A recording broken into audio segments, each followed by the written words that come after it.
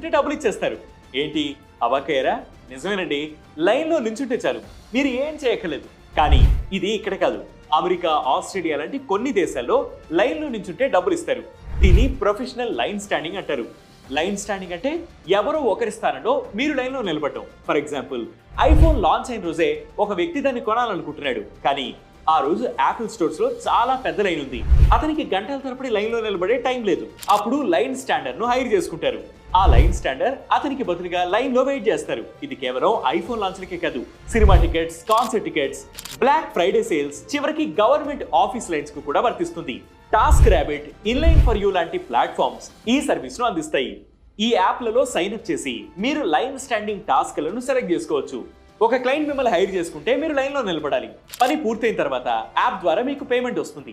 ఈ పనికి గంటకు $25 నుంచి $50 వరకు పే చేస్తారు.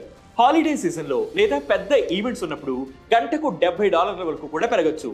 ఒక వీక్ లో 10 నుంచి 15 అవర్స్ పనిచేస్తే $250 నుంచి $750 వరకు సంపాదించవచ్చు. ఈ పని సులభంగా కనిపించిన గంటల తరబడి నిలబడాలి. కొన్నిసార్లు చలిలో లేదా ఎండలో కూడా నిలబడాలి. ఓపిక చాలా ముఖ్యం. అయితే రిచ్ పీపుల్ మాత్రమే ఇలాంటి సర్వీస్ ను ఉపయోగిస్తారని అనుకుంటే పొరపాటే.